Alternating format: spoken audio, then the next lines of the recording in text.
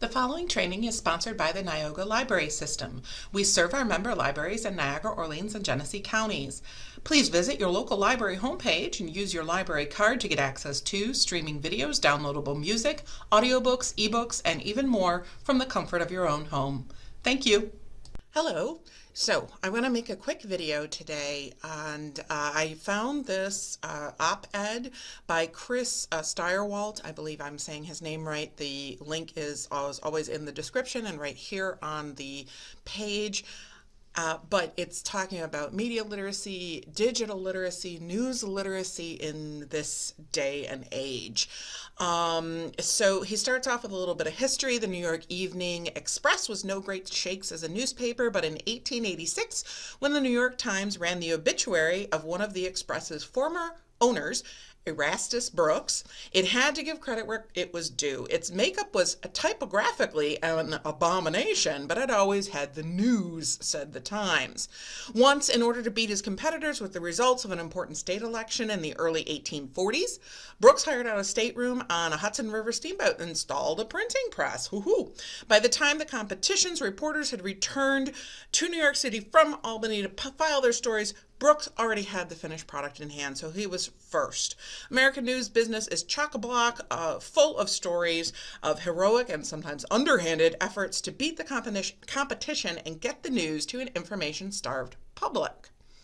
Being right and beating the competition is no act of heroism. It's just meeting the job description of the work I love. And this is, again, Chris Steyerwalt is talking about this.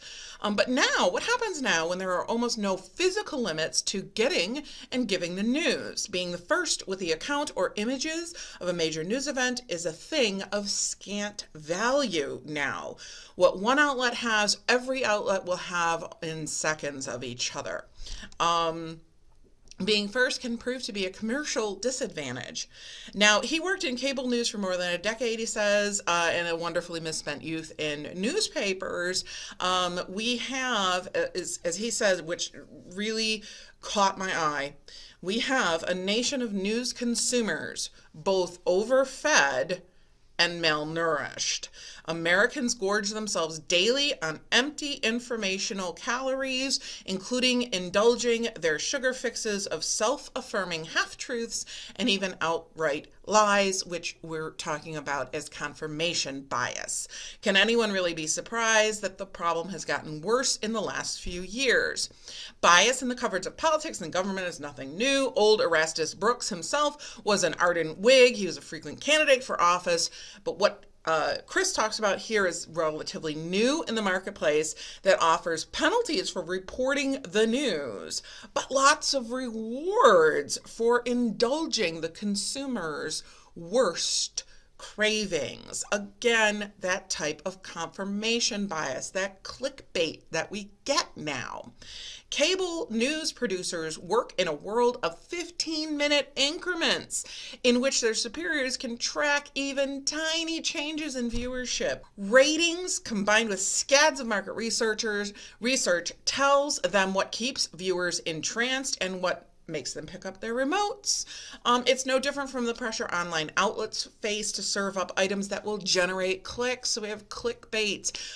We even have a lot of people on YouTube when they talk about growing your following or your brand, make sure you have a really wild thumbnail so that it'll get attention on YouTube.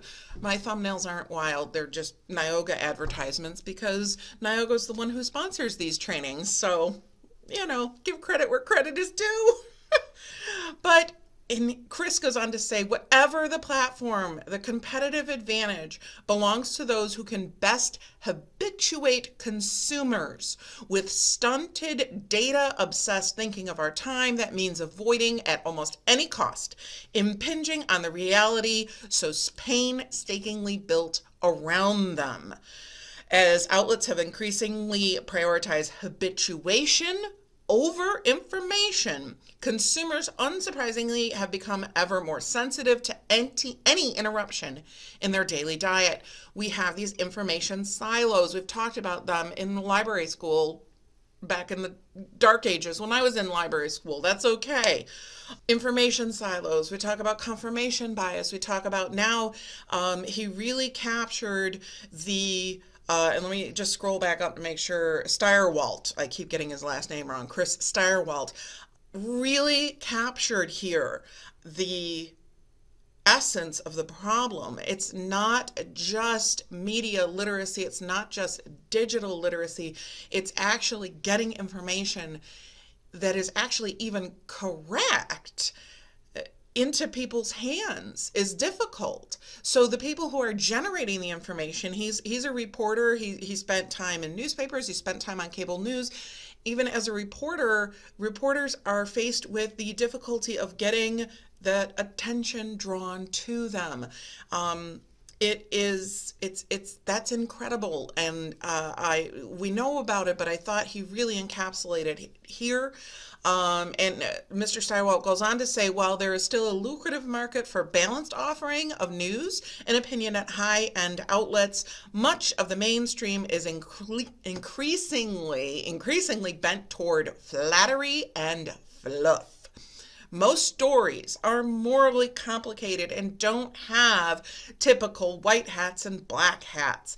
Defeats may have causes and victories are never complete. Reporting these stories requires skill and dispassion, but hearing them requires something of consumers too, enough humility to be open to learning something new. So he does end on a positive note, and I have to say I do agree with him. Right down here, he says, I remain confident. Let me just keep scrolling that up and down there. I remain confident that the current depredations of the digital revolution will pass, just as those of the telegraph, radio, and broadcast television did, or broadcast television are doing. Americans grew into those media, and providers learned to meet the demands of a more sophisticated marketplace. That's the work I've always aimed to do and hope to be my part of the process, to do my part of the process for many years to come. So I really like this. I hope you did too. Thank you. Take care. We'll see you in the next one. Bye now.